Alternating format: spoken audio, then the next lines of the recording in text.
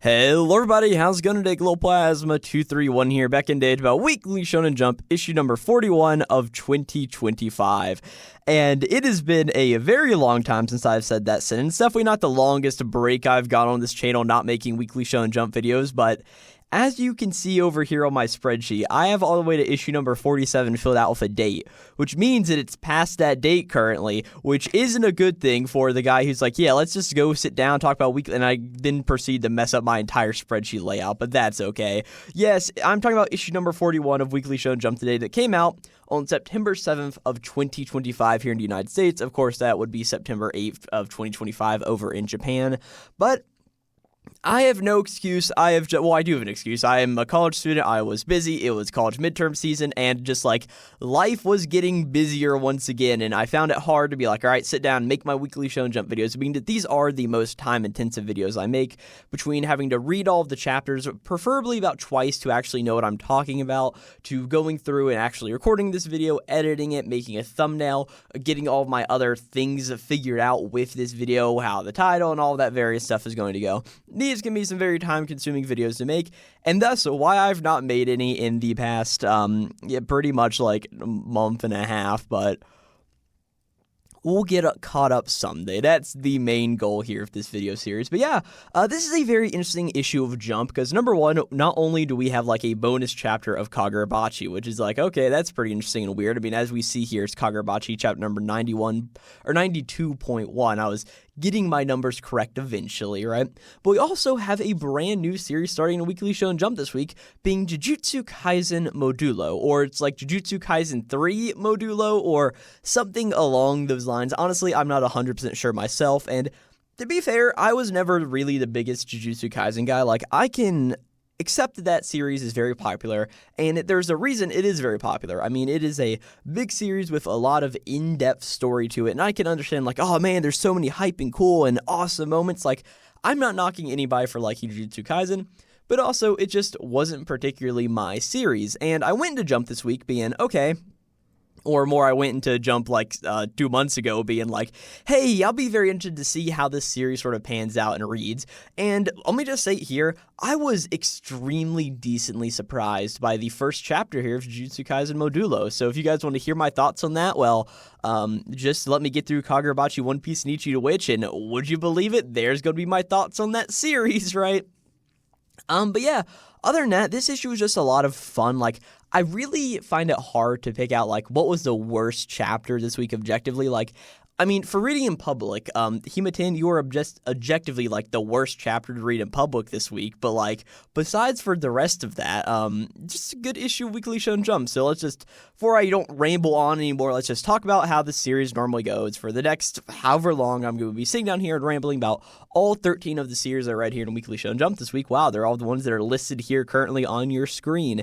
And as that happens, I'm just going to be pointing out the stuff I want to point out, not pointing out things I don't care about pretty much. Eventually getting to the point of the video where we're going to be sitting down and I will be ranking all of these series from what I thought was my favorite chapter of the week all the way down to my least favorite chapter of the week and all of the other 11 spots in between. So yeah, without any further ado, let's just go and get started with Kagurabachi chapter number 92.1. This chapter is titled Genichi Socho's Bathhouse Quest number 2. And very simply put, I don't have much to say about this chapter. It's just a really fun time seeing not only Sojo just go on a date with the enchanted blade Cloud Gouger to a bathhouse, but he also like fights with a young little kid and does all of these various things. It's honestly just a really funny chapter that sort of like takes out the tension of like, hey, currently in Kagurabachi, the Kamanabe HQ raid is going crazy right now. All of these things are happening. I actually think this is during like the whole Yora, Hokuto, Aruha, all of that battle stuff going on, but honestly, it's been so long. Like, Kagurabachi is the one Weekly Shonen Jump series I keep up with just to make the videos on my channel with like the full-length videos on it. So yeah, if you guys want to hear my thoughts on Kagurabachi chapter number 92.1 about Genichi Sojo going on a date with Cloud Gouger, well, I've got a full-length video talking about this chapter on my channel, so go check that out there, right? But yeah, Kagurabachi, it was a good chapter, but just like, it's a bonus chapter, man. Like, I just don't have too much to say about it here, you know what I'm saying? But good chapter nonetheless. Now, if we want to talk about just crazy, insane chapters, let's just go ahead and hop into One Piece, chapter number 1159, titled The Island of Fate. And I legitimately do not know where to even start to think about this chapter, because, we start off, we're still in the whole flashback, it's now 39 years ago, and all of a sudden, Shaki was stolen from Pirate Island, and everybody's freaking out, oh no, where should we go to get her back, pretty much, right? And 1 year later, it is revealed that pretty much she is going to be the grand prize for the, what's it called? The,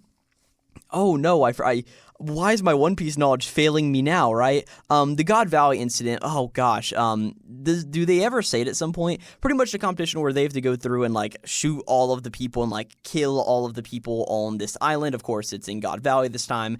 We understand that she is going to be one of the pretty much main prizes as well, right? And through the course of this chapter, we really get a lot of interesting things as the God Valley incident is getting ready to happen.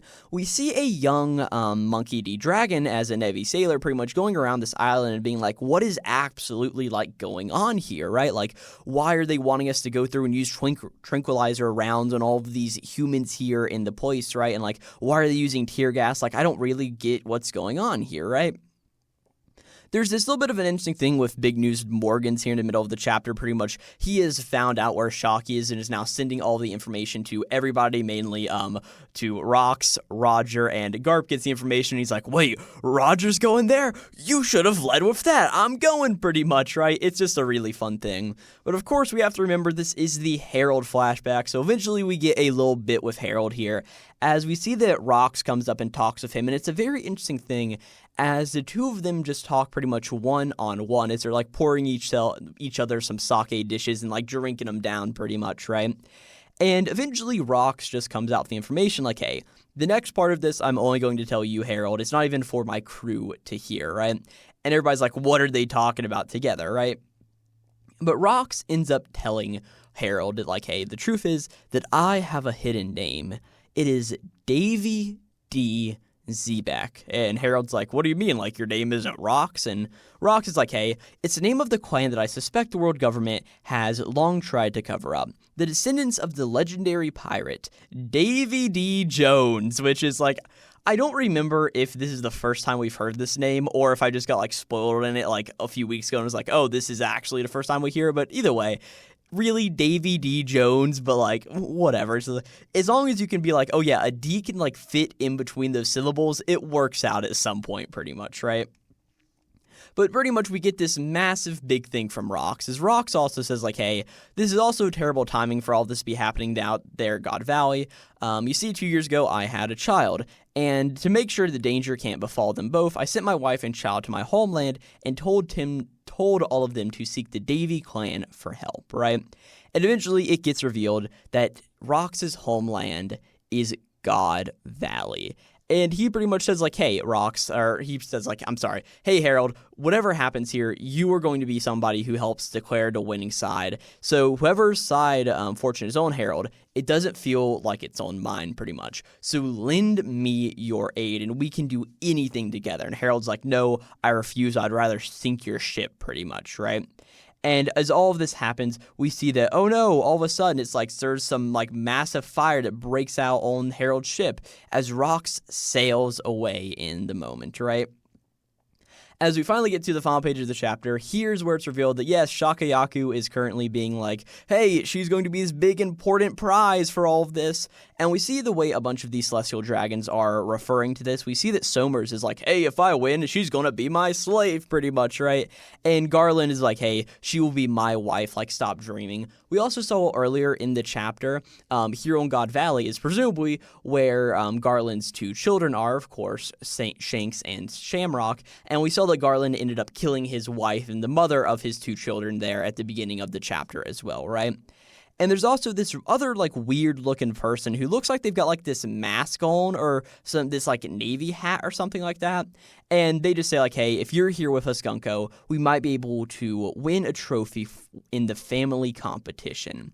As you also see that Gunko is standing here. She has some long hair now, and like, yeah, it's pretty cool. I like Gunko's design. It's pretty neat, right? It also looks like she's wearing like these like high, like almost like navy, but black navy robes or something. I don't really know too much, but another thing about Gunko I just want to quickly point out is we have had the release, or at least the reveal of the, oh gosh, what cover of One Piece is it? One Piece, I think it's the cover for volume number, I think it's 112, I think. It's not 112. Is it like 114 then? No. Is it 113 then? Yes, it's One Piece volume number 113. It's revealed that like Gunko has just like this navy blue hair, which I think is a pretty cool design choice. But the whole idea is, wow, Gunko here as well. That's crazy.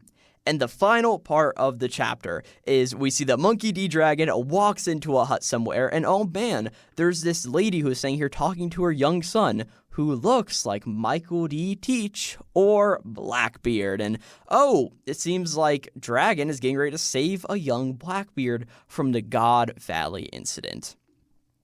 This is just like a crazy, insane chapter of One Piece. There's so much to break down here and to see, and I think it's been very nice that I've taken a break off of Weekly Shonen Jump for the main reason of I can sit down here and be like, wait a second, I remember this is supposed to be the Herald flashback, but I'm not like worried about it anymore. Like, I've seen a few spoilers for things that happen, like it's just whenever you're in the anime and manga space, it's almost you expect it to happen at some point. So it's been nice just to like take a break from One Piece and now getting back into it and be like, oh my gosh, all of this crazy stuff is happening. One Piece was very good this week, and I just can't wait to see where we go next time in the story, right? Ichi the Witch, chapter number 49, titled A Glass of Water. Last time Jikishirone got this prophecy to herself of like, oh my gosh, the world hater's getting ready to kill me pretty much, right? And whenever she sort of comes to, there's this waiter guy holding a glass of water in front of Jikishirone. And he's just like, he eventually introduces himself as his name is Hitsuji, right? It's very weird being like, oh man, we got another Hitsuji currently in Ultimate X's Kyoshi, but like, whatever, that's fine. Like, we get introduced to 2 new Hitsujis this week. We'll get there whenever we get there, right? But the whole idea is Hitsuji pretty much explains his old thing of like, hey, allow me to formally introduce myself. I'm a messenger, and I come bearing a message for you from the world hater magic, pretty much, right? And he explains like, hey, pretty much the world hater wants you to accept no further prophecies that involve me within it, right? And we also know that we can change your prophecies, and pretty much it wasn't a problem in the past, but now that Ichi the Witch exists and is pretty much a contender to the world hater magic, he doesn't want this anymore, right? So he just says like, hey, you pretty much quit your job at Man on Wizards Association and come work with us, and it won't be a problem. You'll be fine. And Hitsuji also references that both of you will be fine. You, the prophecy magic, and also Jikishirone, your host, who resides in your magic circle. And we get this really just almost beautiful visage, pretty much, of like, oh man, it's just the human Jikishirone in the magic circle here, as we see like these massive bookshelves of a library sprouting up so high, green foliage growing off them, and just like these butterflies zipping all around. It honestly, I know this is going to be a really weird call out, but it almost reminds me of the scene in Chainsaw Man with the Halloween devil, where it's just like, Halloween, Halloween, and at the same time it's like this massive bookcase and bookshelf that just spans everything pretty much. It's not quite the same. One of these is much more for like shock value, and the other is like, hey, this is a nice, beautiful, serene thing, and why are you targeting this person? And that's the Ichi the Witch one here, right? But Jikishirone is not very happy at that, and she's like, hey, don't you ever think about going after Jiki, you scum, pretty much. And the rest of this happens. Hitsuji pretty much like runs away, and he heads back over into the main area wherever Ichi is currently having his like, man, there's a male witch that now exists whole thing, right? And as all of this happens, Jikishirone's just like, what's going on here? Until eventually, as Hitsuji's walking down, he's just thinking about everything that just happened to Jikishirone, and he's just thinking about all of this. It's not really too important for the whole idea. Just mainly know that he thinks that the Mantle Witches Association locks up magics and sort of takes away their magicness and reverts them closer to humanity, as he sort of thinks that's happened to Jikishirone, right? Well, eventually, Descaros appears behind him, just being like, hey, excuse me, sir. could you please get me a glass of water? She uses one of her magics, pierce through Alazud, and pretty much the whole idea is like, hey, I don't think a regular waiter would have like that special magic staff pretty much, right? Like, ooh, I'm scared. Either way, you're an intruder. I guess I'm going to have to throw you into prison. And that's where we end off the chapter with Descaros just looking plain cool, you know what I'm saying? Like, Descaros, I think you're a pretty cool character, and yeah, Jikishirone's whole thing has got me intrigued. What's going on here? Like, I've seen some spoilers for what's happening currently in Nichi the Witch, and yeah, this series is just absolutely amazing, right? And with that, let's get to what will be the longest portion of this video, and that's just where I try to explain Jujutsu Kaisen Modulo, chapter number 1. Now, it's going to be really hard to objectively talk about this chapter because, of course, this chapter holds a lot in the realm of, like, yes, Jujutsu Kaisen and biases of Jujutsu Kaisen moving into the current day, pretty much, right? So, diving into Jujutsu Kaisen Modulo, as I just mentioned, this story takes place 68 years after the main story, and mainly focuses on Yuka Okotsu, along with Sujiri Okotsu, right? These two are the grandchildren of both Maki and Yuta, pretty much, right? And the whole idea is 68 years later, aliens from space have come to the world of Earth, and especially in the universe here of Jujutsu Kaisen, right? During this chapter, we pretty much get explained that they are something called, like, Sumerians or something like that. Like, they've got some special, like, alien race name thing there. But the whole idea is Yuka... I'm sorry, I'm still trying to learn all of these names and talk about this chapter coherently, right? But Yuko is pretty much, his grandfather's favorite, pretty much, right? As, like, her and her grandfather, whenever they were young, her grandfather, before he died, ended up giving a little bit of a ring to Yuka, and we pretty much learned this is a protection ring. And eventually, later on, this ring was taken from her and given to her brother Sujiri, right? And Sujiri never really seemed to care about it, and Yuko was always so upset, like, hey, why do you have that ring? Your grandfather gave it to me for a reason. And by the end of the chapter, we'll learn what that reason was, as this is a ring that the Gojo clan pretty much says, like, hey, it's a special ring that helps ward off protection, and whoever's the weaker of the two is actually the one who needs it, right? So it's this constant competition between Yuka, who doesn't know this, and Sujiri, who does, who's like, I'm going to get stronger than you and pretty much one-up you, right? Well, that is not the main dynamic of the series, as we also have one of these pretty much sorcerers that come from space. It seems like he's trying to, like, invade into, like, the regular world itself to just be like, hey, I need to interact with these humans and see if they can coexist with us. Murians, that's what they're called here in this series, right? But this alien's name, he's just called Maru because he's got this, like, really long, complicated name. And he also has this, like, telltale band-aid right on his forehead in between his two eyes, right? And that sort of, like, central space there. Fun fact, there's an eye underneath that, right? But as we go through this chapter, we pretty much see that, like, both Yuka and Sujiri pretty much end up leaving Maru behind, and eventually Yuka and Maru start to hang out and sort of try to figure out all of these various things, and I honestly just like the characterization of all of the characters, especially Yuka and Maru. I think they're written extremely well so far, and just the conversations that they're sitting down here and having and talking about, it's just very nice, a lot of, like, brotherly and, like, family, sisterly, like, it's just a very, like, sibling stuff, that's the word I was trying to look for, right? It's all written very well, but at the same point, there's this, like, hey, children are getting kidnapped, oh my gosh, don't let it happen, pretty much, right? And that's what these guys are currently looking for, right? Eventually, Sujiri meets back up with them, and we also learn that Sujiri doesn't actually have any cursed energy, pretty much the same old thing that Maki had in Jujutsu Kaisen, right? Which is a little bit of a nice thing, like, hey, this time the guy has it when Yuta was pretty much like, hey, I'm regular, and Maki's like, I don't have any cursed energy, right? And now Sujiri has no cursed energy, but Yuka is like, hey, I'm all up and ready to get at it, pretty much, right? Well, eventually, there's just some talks about, like, all of this various stuff going on. Sujiri disappears into this curse user's, like, thing or whatever. I'm not going to try to explain it. I don't know Jujutsu Kaisen terms enough. But eventually, this guy's pretty much like a child kidnapper. He tells, like, hey, aliens have come to space, just so you know, right?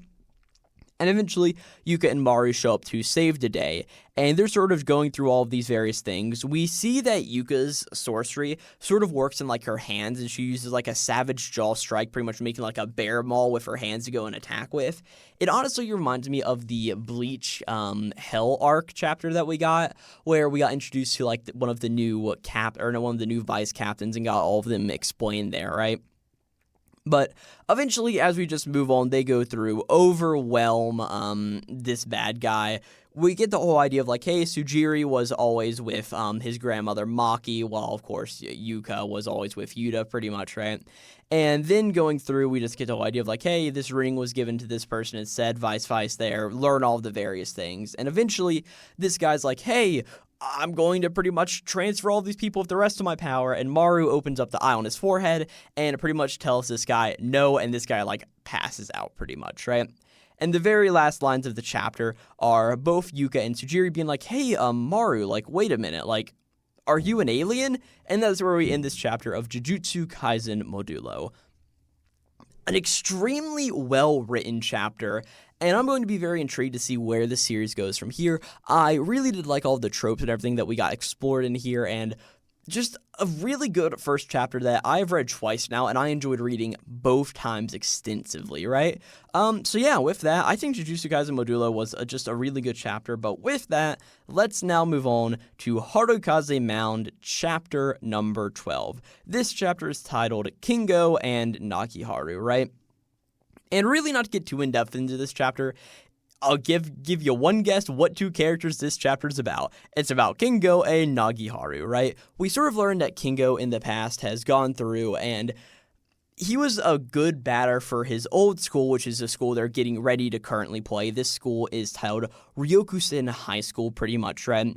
And by the end of the chapter, they end up getting there, and pretty much Kingo has this really cool moment to end off the chapter being like, hey, as he's talking to this guy named Sojiro Matsukaza, who is like one of the main guys on that other team, right? And he's like, hey, I was worried about you, Kingo, when you left Rokusen. I thought you'd given up on baseball pretty much, right? And it's this whole idea that, like, Nagiharu says, like, hey, Kingo hasn't given up. If he had, he wouldn't be such determined batter, pretty much. And he's like, hey, I know because I watch him every single morning. And Matsukasa just says, like, oh, so he's come to prove something? But Kingo just smiles and says, like, no, I only came to win, right?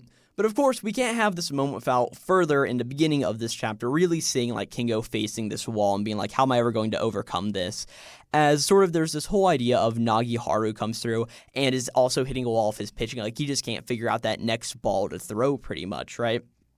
But no matter what, he just gets up and gets at it at the end of the day. And Kingo also has these really nice emotional words of just like, hey, the hardest thing isn't when you need to work hard. It's when you're not sure what kind of hard work is necessary. And I really just understand how Kingo is feeling as we get built up by him in this entire chapter. Of course, like, Ibuki's there to provide support commentary and all of these other various things, as we just see Nagiharu get up after he's, like, feeling bad about not being able to throw all of these pitches. He's like, hey, all right, I've decided I'll throw away everything I've tried so far, right? As this just motivates Kingo to, like, hey, I need to work better myself, right? Eventually, till, hey, it's the day of the game, and Kingo ends off the chapters on those really cool final words of, I only came here to win. Good chapter of Harukaze Mound. I'm really enjoying this one, and I really hope this can be one of the sports series that finally, like, makes it in Jump, you know what I'm saying? But yeah, Harukaze Mound, chapter number 12, you got a seal of approval from me, right? Ekiden Bros was another chapter this week where it's like, hey, it's another one of these sports manga, except in long-distance running this time, where by the end of this chapter, I was actually emotionally resonating with one of the characters in this series, and it's honestly just, like, a little weird to feel that, right? But this chapter is chapter number 10, titled Speed versus Speed, right? And it pretty much focuses on this one character named Yuga Narumiya, right? He is a runner for Odana University who's taking the second leg of the Ekiden here, right? Well, he's pretty much going and just running through, doing all of his various things. He's got this secret weapon that's pretty much like, hey, he wasn't originally a long-distance runner. You know what he actually was? He was actually a quick sprinter, pretty much, right? And he just goes through, does all of these various things. As we just get a little bit of a backstory from him, we're like, hey, he always liked cars and because he thought they were cool and they went fast, right? He was very sickly as a child, and his mom would always drive them around in this K-truck and just be like, hey, see, Yuga, it feels so cool to go fast, doesn't it? And this really resonated with Yuga throughout his entire life until the very point where he just thinks like, hey, I started running to get stronger, but I stayed away from long distance because I was afraid it would take too much out of me. Someone was always worrying, and someone was always there beside me. But whenever Coach Himejima asked me if I wanted to take on the Ekiden, I surprised myself when I agreed. And it's mainly just because I have one reason. In the Ekiden, I'll find the spotlight I'd always dreamed of. I don't like to tire myself out or sweat, but I'm choosing to take the tougher path, because running is what I can give back to her. If she sees me win on TV, she'll have to understand, won't she? And I'm okay on my own. I'm okay, Mom. As you just see his mother sitting in that K-truck on her phone watching this match, and she just says like, hey, you sure do look cool going fast. And it's just like a really nice moment here, right? And Yuka, I never thought I'd care about you, but for some reason I do now, right? But in the same sort of frame, we see that Nobunaga is also watching this, and hey, he gets off a bus getting ready to get ready for his leg of the Ekiden. And, somebody else's name is called out, like, hey, Nobunaga Kazama here from, Odani, you're here. And he's like, I'm here, right? And it's like, oh, Sakodu's, is this correct? Mitsuhide Kazama, are you here too? Like, Kazama isn't a very common last name. Like, are you two related somehow? As, yes, we understand that this character right here, Mitsuhide Kazama, is Nobunaga's brother. And he has spent the past 3 years training down in Kenya because where else would you go to get better at running than Kenya, right? And that's where we end this chapter of Ekiden Bros on this really funny reveal of like, Nobunaga has a brother, and for some reason he's named Mitsuhide, and Nobunaga's named Nobunaga. Two samurai, Mitsuhide betrayed Nobunaga in like Japanese history and all of that. Wow, that's absolutely crazy and insane. Parents, do a better job naming your children this because like, you're almost setting them down a course for history, right? But either way, good chapter of Ekiden Bros, and to be fair, I like Mitsuhide's design. I'll be interested to see what his whole thing is and how Nobunaga is able to overcome him, or maybe he's not able to overcome him. We'll just have to see. But either way, good chapter of Ekiden Bros.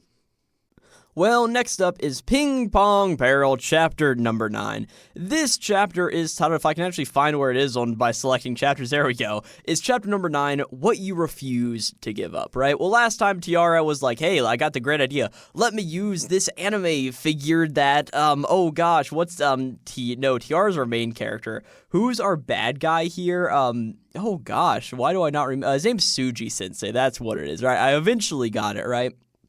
He's like, hey, let me use this figurine against Suji Sensei here, right? And pretty much they all go through and play ping pong. Suji's hitting these no bounces into the table that's just making all of these cracks and crevices. And eventually Tiara's like, how am I going to be able to master about this, right? As we just see the score is like increasing, right? It starts off at 3-8, it goes to 3-9 and 3-10. As Tiara is also just on the table, he's not even swinging his paddle, but he's just moving around the figurine on the table, almost directing Suji where to hit, right? Well, eventually, it comes to the game point, right? Tiara has 3 points, and Suji has 10. If Suji gets one more point, then, well, he wins, right? And we see that Suji goes through, and he ends up landing another no bounce into the middle of the table. And as this happened, he's like, oh, well, look at that. I win then. But Tiara's like, hey, we're not done yet. As he pushes his hands on either side of the table and pushes it inwards, as the table caravans open and splits in the middle, but only on Tiara's side, fun fact, right? As we just see Suji pretty much hit the ball and crack the table, making the ball hit the ground here and bounce in the moment, but Tiara's able to get through, hit it back, actually turning the score to 4-10 instead of the other way around, right? And pretty much Suji's like, oh, this whole time, he was using my figure to pretty much guide my zero bound hits to break the table, right? And he's like, no, he got me. But if I could just win with one more point, all I need is just to hit another zero bound shot. But he looks across the table, he's like, but wait, where am I supposed to hit it? The table is destroyed, right? as he just takes it, he tries to hit the ball, and he hits it on his side of the table onto Tiara's side of the table, and then it hits right into the ground, right? So yes, that's another point for Tiara, making the score now 5-10. Well, eventually, Tiara just walks up being like, hey, Suji-sensei, I'm actually really angry right now. Angry at you for making Momo the prize of this match, and at myself for believing in the words of such a person. You're going to lose so bad that you'll be traumatized for months. And Suji doesn't like the sound of this, right? He takes the ball, he tries to hit it again, but it just doesn't work, and it's now 6-10, right? As Tiara pretty much moves up right to the net, being that the table is now broken, and he's just like, no, damn it, like, how am I supposed to do? He's made the area even more cramped, like, it's an ultra-offensive front row stance, right? But as all of this just keeps going on, Suji's like, hey, why is a guy like you playing ping pong, Taro? My life was so empty. Even nowadays, being an otaku means you get picked on. You wouldn't understand the pain of being bullied by kids a generation younger than you, and the hollow pain of having no choice but to laugh among them. In the end, people only care about looks, popularity, and money, isn't that right?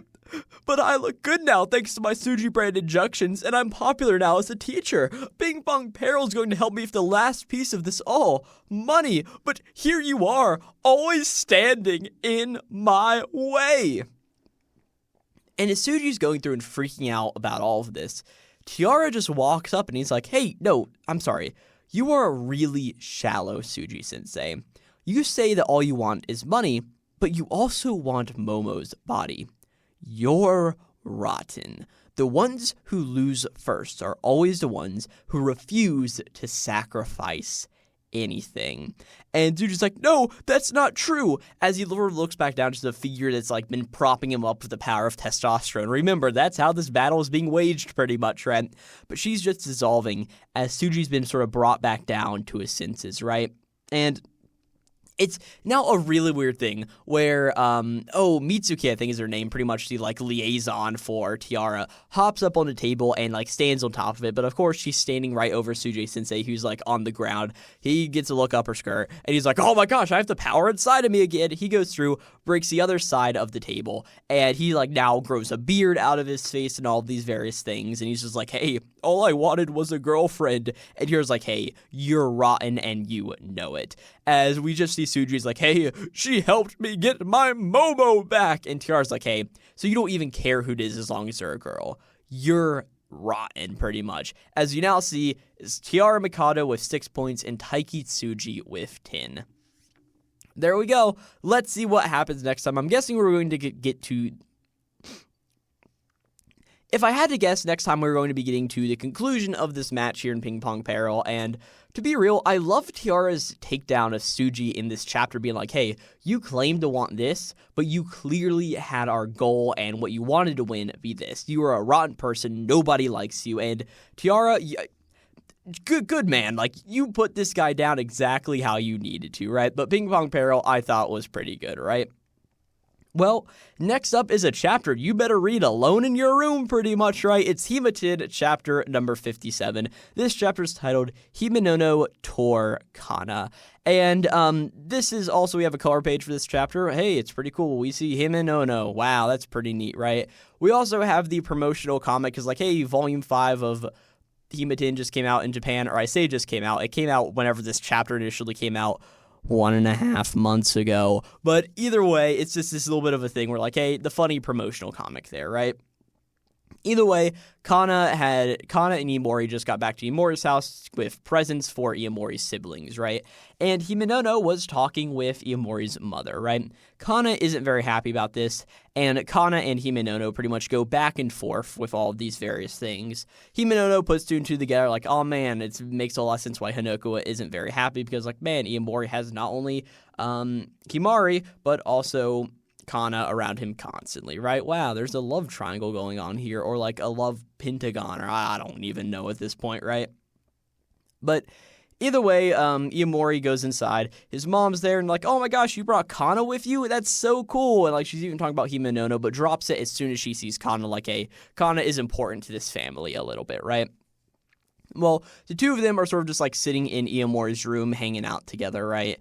And they're sort of just like talking about all of this stuff, and eventually Iyamori's like, hey, I really understand that you feel threatened by Miss Himeno, but like you don't need to butter up my mom like that to make her like you, pretty much, right? And Kanna's like, but what do you mean? Like, I'm just anxious. Like, maybe, like, your family only ever liked me because I worked as a model. Like, what if the novelty is about the only thing about me that's interesting, right? It's like, hey, and even if you are my fan, it's not like I can claim that I got you for my own talent. You only said that because Hamari took me under her wing, pretty much, right? And Iyamori's like, hey, that's not why. Like, I even bought your magazine off. Like, I'm a fan of yours, right? And he pulls out the, pinup magazine off of his shelf, pretty much, right? And pulls it out and like, hey, I've still got it sitting right here. And eventually Kanna, out of her backpack, also pulls out Miss Himeno's magazine as well, right? It's like, hey, I have Miss Himeno's photo collection as well. And Iyamori's like, why do you have that, right? Because if you remember, there was this whole idea of like, hey, Kanna was not letting Iyamori look through it, right? And at this point, she's just like, hey, I want you to pretty much look and flip through this, Iyamori, right? Like, I want you to look through it. And Iyamori's like, hey, but she's my neighbor. I can't do any of that, right? But she's like, hey, it's fine. You know, buy it on your own. I am sort of forcing you to do this. Like, it's okay. It's still a little weird, but sure, whatever, right? And eventually, as all of this continues to happen, Iyamori starts to flip through it, and yeah, wow, she's got some swimsuit shots, she's got some of, like, her just, like, hanging out, buying flowers, oh man, one really close up to her face, and all of these other various things, right? And Iyamori's like, wow, it's crazy that someone like her lives next door to me, pretty much. But eventually, as all this goes on, Kanna turns around from Iyamori and tells him to pretty much continue to look the direction he is, right? And eventually, she's like, hey, you can look, Iyamori. And she's like, hey, mine are better, right? And Iyamori turns around, and Kanna is just wearing a swimsuit. Nothing else, like, I think she's still wearing her skirt or whatever, but, like, she's ripped open her shirt, and it's, like, down. It's like, oh, what's going on here, right? And I'm going to just go ahead and comment this. There's this one guy in the comments on the Shonen Jump place, right? And he left a comment and like, yes, to continuing adventures of the luckiest bastard in Japan. And whenever I read that comment after reading this chapter, going to see the other people's reaction to it, I laughed out loud at that statement pretty much, right? Because for the whole rest of the chapter, Kanna is just with her shirt off in the room, just being like, hey, my assets are pretty cool, right? And it's just one of these things where Iyamori's just like hiding, like, I don't want to see any more of this, right? And pretty much eventually it's just this whole idea of Iyamori's like, hey, isn't if you show me this here, won't that pretty much devalue the whole idea of your swimsuit shots, right? It's like, hey, but I'm not selling myself short right now. I'm giving you a special treatment, so I want you to see me, right? She's like, hey, my assets are the best, right? And she's like, hey, are you a fan for life now? And Iyamori just gives her a smile, being like, hey, I always was. And she's like, hey, say it louder. And that's this chapter of Hima-Ten. Like, brother, I don't know what happened in this chapter. Like, was this series nosediving so bad that the author of the series, what is it, Genki Ono, I think, said, like, hey, we need to boost sales, and, like, whoop, and, like, the sales just, like, did, like, a fucking curve here, like, just going down, down, down. Oh, they're going up, up, up, up. Kanna showed off her titties pretty much, and it's like, okay, sure, that's what we get here, but that's Hima-Ten, chapter number 57. It's a chapter. I'm not going to say it's particularly a good one because it's mainly carried by sex appeal, and it's not something I always like in my shonen manga, but it's sort of whatever, right? Ultimate Exodus Kyoshi, chapter number 59. We also have a cover page for Ultimate Exodus Kyoshi, as we just see, like, hey, it's Kyoshi, Nihon, Jack, Joe, Sasaki, and Akari, all, like, in some, like, fun summer attire sort of thing, right? Also, just, like, a very nice page, as this chapter is titled Cross Paladins Unite.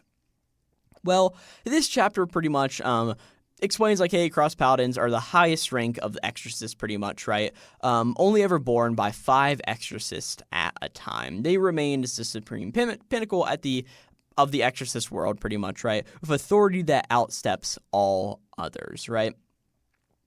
As pretty much we see that Kyoka Korogane is at the headquarters for pretty much all of these things, and there's been a meeting called for all of the Cross Paladins unite, pretty much, right?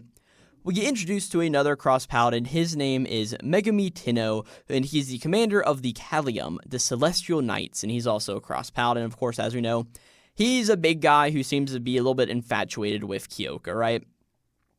Tsurugi also shows up, and like him and Tenno had this little bit of like an interesting relationship, bickering back and forth with each other, until eventually the main whole point of all of this gets revealed. Kyoko's like, hey, I'm going to step down. I want to nominate Kiyoshi Harai, right?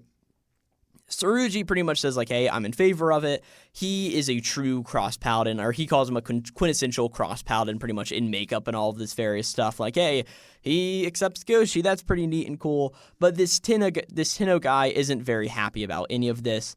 Eventually, through a window, all of a sudden, this guy appears, and his name is Utsuji Hajiri. Man, this is Tsujuri's brother. That's pretty crazy, right? And he's also the strongest exorcist around currently, right? It's like, oh, here's Satoru Gojo, here's Shimura, here's all of the other strongest characters, here's Yuki Kagari, pretty much. Like, this is like the pinnacle of a person, pretty much, right? And he is another commander of the Concordia, the Knights of Light. He's also a cross-paladin. Who would have thought, right? But eventually he's like, oh, wait, Kiyoshi Harai ain't here. Well, I don't care. I'm going to leave here. Because, of course, he seems like he wanted to see Kiyoshi. But he's like, hey, Tsurugi, let me ask you something. Who's stronger, Kiyoshi or me? And he's like, hey, I'll only believe somebody who I see with my own two eyes, pretty much, right? And he, like, bounces out of here, making the vote 2-2. For two people like Kiyoshi, pretty cool. And the other one's like, yeah, no, who really cares, right? But, and it sort of said, like, hey, all of this... And we also sort of just get some narration saying, like, hey, well, this means that pretty much the final vote will be in the place of this person named Shishido. Oh, some mystery brewing here in the moment, right? Of course, Kiyoshi doesn't have any preset power right now. He goes to the Hitsuji Exorcist General Hospital currently, right? And oh man, he runs into Sosuke there, who pretty much takes him over to see his own father, right? As we get introduced to Chosuke Hitsujiri, this is the director of the Hitsuji Exorcist General Hospital, and Sosuke's father, right? And it's a really nice moment where Chosuke just says, like, hey, thank you for taking care of my foolhardy son, pretty much, right? And like, hey, not to mention exercising the great demon lord. Like, you are really amazing. Thank you for protecting everyone. And Kyoshi's like, hey, no problem at all, right? But Kyosuke just says, like, hey, well, now then, between exams and treatment, you'll need to stay around the hospital here for probably about 2 or 3 weeks. And Kyoshi's like, yeah, I brought a bag with me. I sort of figured that was the case. But Kyosuke just says, like, hey, well, leave it to me. We'll get you back into tip-top shape. But, like, hey, either way, with all the urgent cases that have come in after Black Parade, we don't have any beds currently available. So the master has ordered, as we now cut over to Tsujuri's home, pretty much, right? As, like, hey, there's this maid here says, like, well, this young fellow man here, Harai, will be staying with us here for the next 2 weeks, right? And Kyoshi's like, oh, thanks for having me. Like, I can't believe I'll be sleeping over at Hitsuri's house. Like, I'm so excited. And that's where we end this chapter of Ultimate Exes Kyoshi. A really fun one. I'm very intrigued by, like, oh, who is this Shishido guy? This is very interesting, and also getting introduced to the other cross-paladins currently, and I sort of like that this isn't, like, a big group. There's 5 of them. We already have some good characterization for 2 of them, pretty much, and this Tenno guy, I don't care about him. He looks pretty stupid, and oh my gosh, the strongest is here. That's pretty crazy, right? And also, who's this Shishido guy? And with that, oh, Kyosuke is pretty cool. He just is like, hey, thanks for helping out, Kyoshi. He seems like just a cool, chill dude, and like, hey, Kyoshi's also excited because he is pretty much taking this out of proportion. I get to stay over at a friend's house. It's just like good old shonen manga stuff. Ultimate Exes Kyoshi, I thought, had a good chapter this week, right?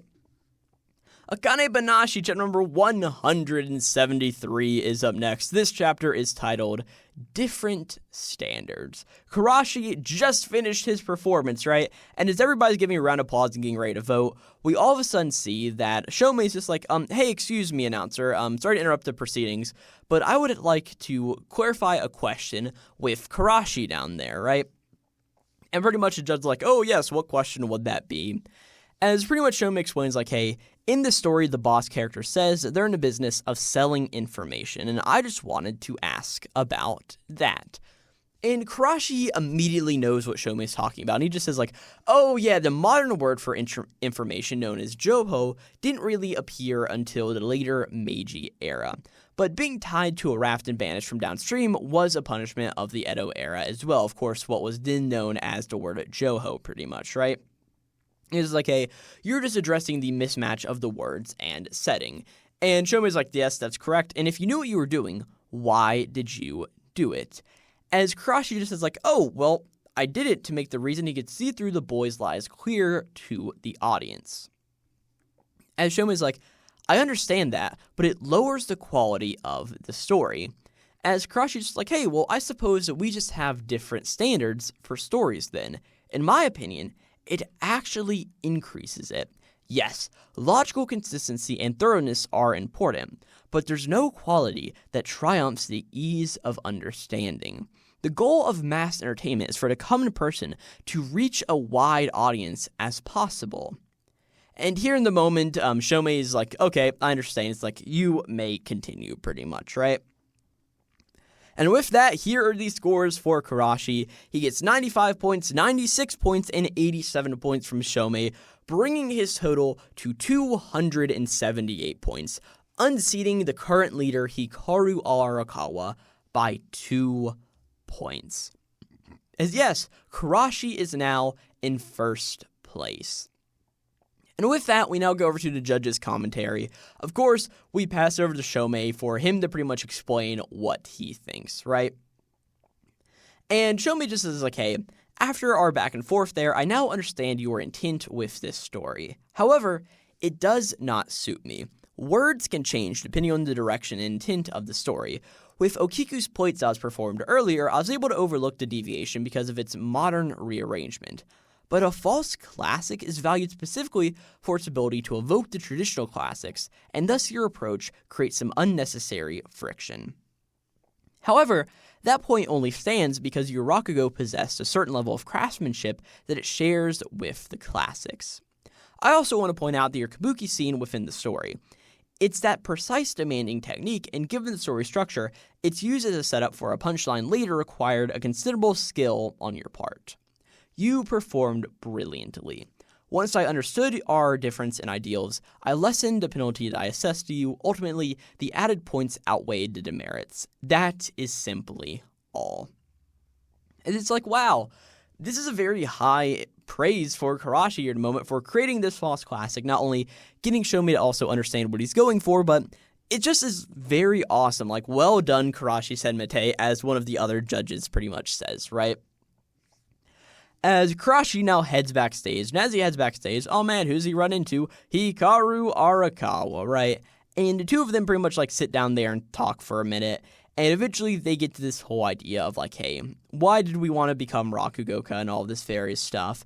And Hikaru's like, hey, my competition isn't over yet, as the whole idea of both of them just don't want to win. They want to beat you at their best. Of course, they want to beat Akane. So go on and show us your so-called true growth. And that's where we end this chapter of Akane Banashi. And wow, who would have thought Jump's best manga continues to be Jump's best manga, right? Great chapter. I love the focus that we get on Karashi here as we move through and seeing like how his false classic is received by Shoumei and the praise that Shoumei gives him for the false classic. It's just written exceptionally well, and yeah, I mean, there's not really too much else for me to say. Good chapter here of Akane Banashi. So, let's just throw Akane Banashi up here for the moment, right? And with that, next up is Blue Box chapter number 220. This chapter is titled All In Here. And also, this is the other color page this week in Weekly Shonen Jump. Wow, I talked about all four of them. We have Jujutsu Kaisen Modulo, we had Hima-Ten, we don't Nexus Kyoshin, we had Blue Box. Wow, that's crazy and insane, right? But either way, it's cool. We see Chinatsu like putting on a sweater. It's pretty neat, right? Like, yeah, good color page. Either way, this chapter is really fun as we just see like, hey, after, of course, Chinatsu's graduation, Taiki and Chinatsu have headed to the gymnasium, and they're sort of like bickering around with each other, talking about all the good times and all of that various stuff. And eventually, Taiki pulls out his phone to start recording this interaction here, right? And as she does, Chinatsu's like, hey, like, why am I the only one in the picture? And Taiki's like, well, you're the one who's graduating and leaving this place. She's like, no, get in it with me, pretty much. As we now just go over and see, like, hey, they set this phone up against a wall, one of the pillars, as Taiki and Chinatsu just go and play basketball, and it's all just captured on camera here as we just see like, hey, the time increasing slowly, the two of them just going through playing basketball, Chinatsu having the time of her life going through and doing all of this, and Taiki being a little competitive while they're just going around and having a great time, right? Well, eventually, Chinatsu's sneakers start to fail on her, and she slips and hits the ground, right? But Taiki's there to pretty much catch her just in time. And she just explains, like, hey, I just guess I slipped since these aren't my regular basketball sneakers. And hey, I've been using these for the past 3 years.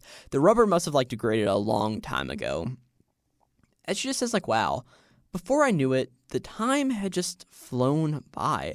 Even after I started having real conversations with you, everything just passed in the blink of an eye, like us talking and living together. And she's like, hey, Taiki, is it okay? And he's like, what are you talking about? As we see that Chinatsu just goes over and grabs and sort of tugs on Taiki's tie. And we see that she also, here in a moment, goes and takes off her necktie and ties hers around Taiki's neck, right?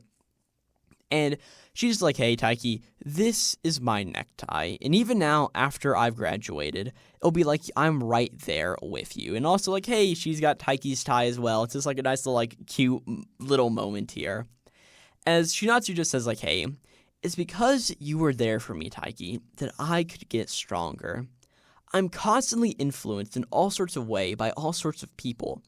But I believed I was able to find and strengthen my true self because of you, Taiki.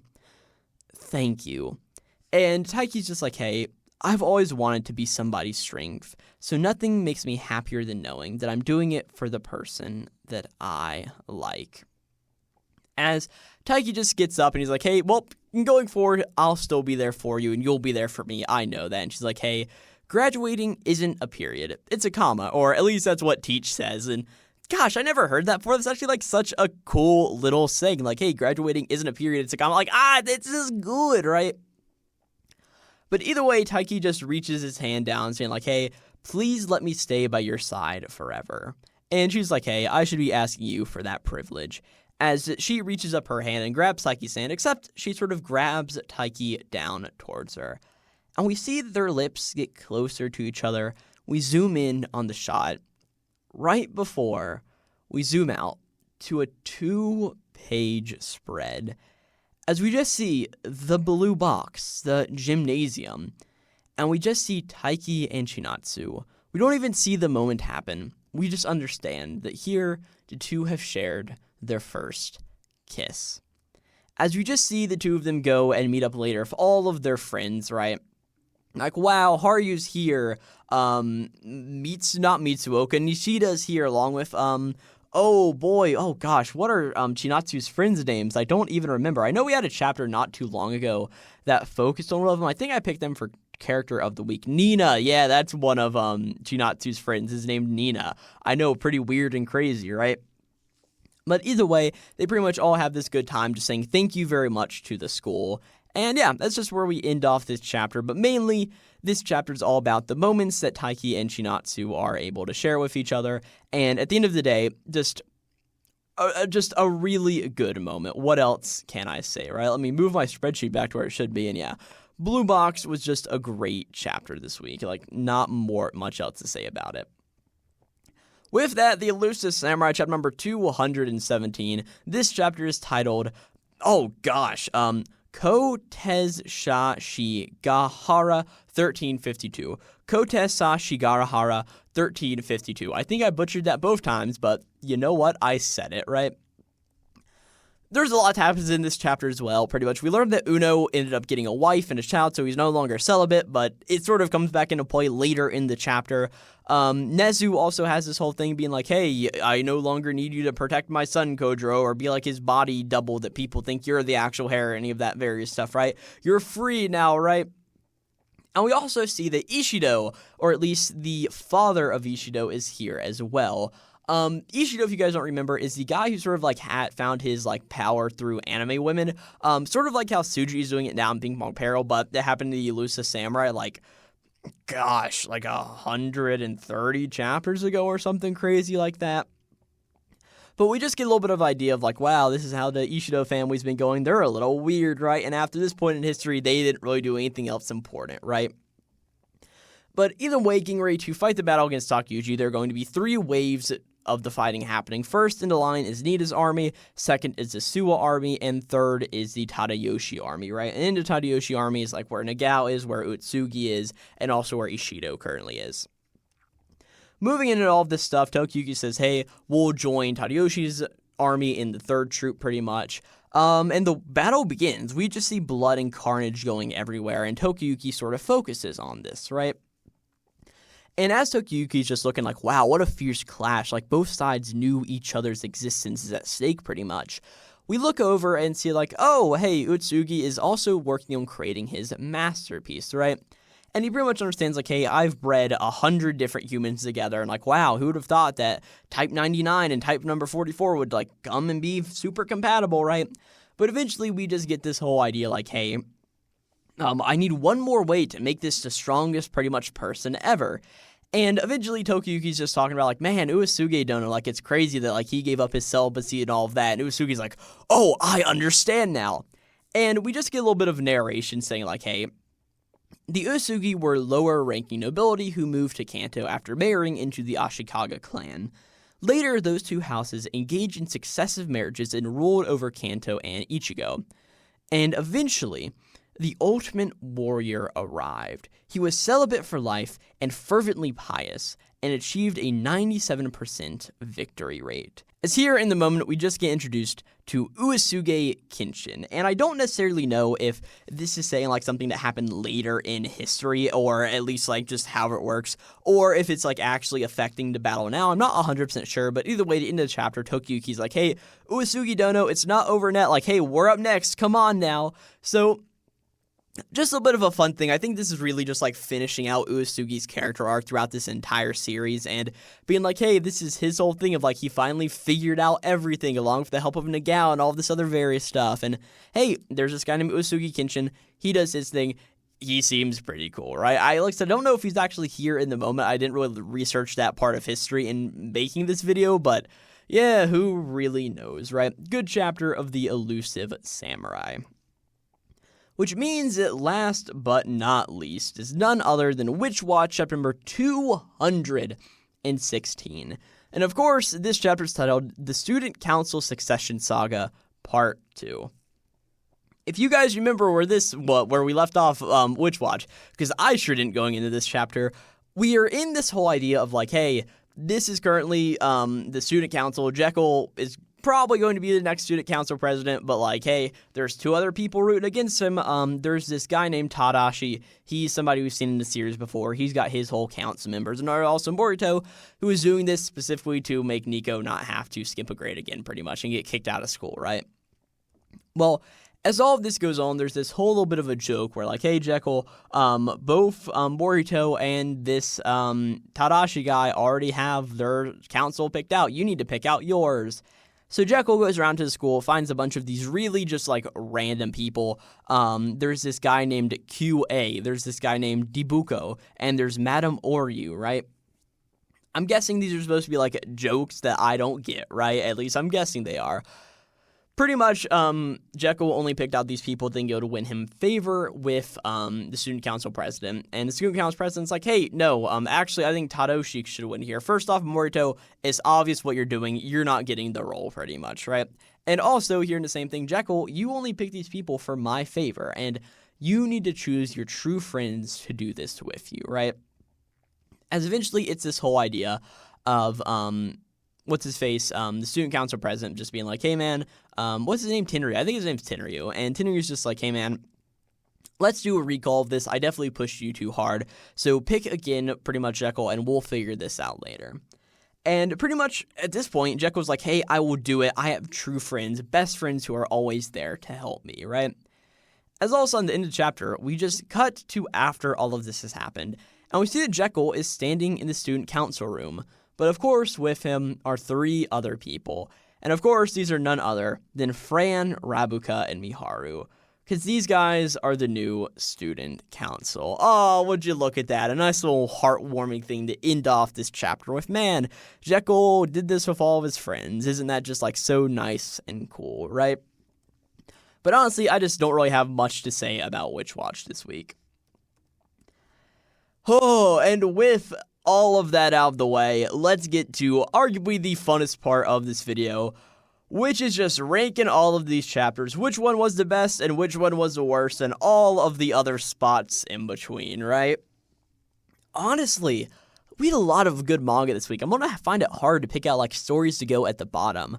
But as far as the stories that go at the top, legitimately, I think Akane Banashi was just excellent. I thought it was written really well. I liked Shoumei's whole thing. I'm going to give it my chapter of the week, and I think we're going to follow that up with Jujutsu Kaisen. Or no, I'm just going to call it JJK Modulo just to make it simpler. JJK Modu. How do I spell that? It's Modulo. There we go. Follow that up next, and we'll probably throw a blue box right after that, because again, just a great chapter. Following it up with an Ichiza Witch. Okay. I like that ranking there for the top 4 so far. And now let's go down to the bottom. Legitimately, I think I'm going to have to give it to Hima-Ten this week as my least favorite chapter of the week. Yes. Was it a fan service chapter? It was, and I'm a guy. Like, I can't say I'm, like, super against it, right? But at the same point, like, it didn't really seem like it was necessary to have this be the end of the conflict, so sort of is what it is there. We're going to throw Hima-Ten on the bottom, throw Witch Watch right above it. Again, a good chapter, but just like compared to everything else, there were some much better chapters like Ekiden Bros, which is going right above Witch Watch. It's honestly a little weird that I came out of this chapter being like, oh man, this guy named Yuka, I really like this guy now, but you know what? It was just a good chapter, right? Okay. So with that, we now have Kagurabachi, Onna Exis Kyoshi, Harukaze Mound, One Piece, Ping Pong Peril, and the Elusive Samurai left to rank.